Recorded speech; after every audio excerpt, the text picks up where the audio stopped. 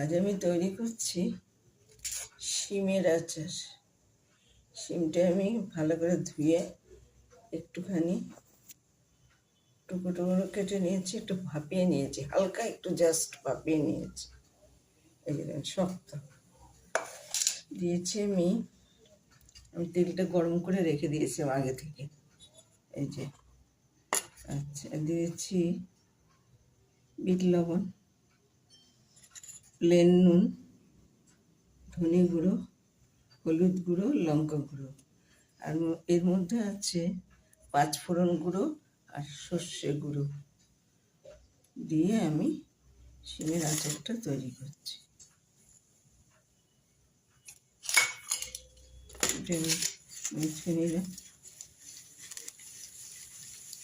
তেলটা একটু কম দিয়েছি, পরে আবার একটু দিয়ে দেবো। এইটুকুতে তো হবে না, কিন্তু এর মধ্যে কোনো টক দিতে হবে না। এটা যখন একটু তৈরি হয়ে আসবে তখন আপনা থেকেই টকে যাবে, মনে হবে যেন কি টক দিয়েছি আমি, কিন্তু না। অনেকে আছেন তো টকের জন্য খেতে পারেন না, বা ডাক্তার বলে যে টক খাবেন না।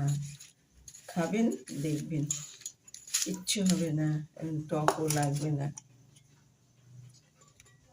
একটু টক দিতে হবে, বানিয়ে বলছি নয়, একদম সত্যি কথা, একটু টক লাগবে না।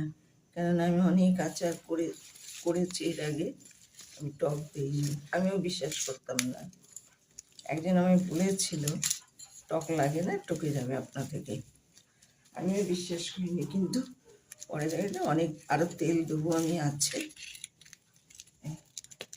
এই তৈরি হলো আমার শিমের আচার। লাইক করুন, শেয়ার করুন, আমার পাশে একটু থাকুন।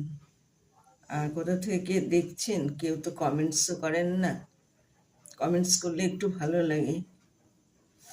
ঠিক আছে, আমি এবার ভিডিওটা শেষ করছি।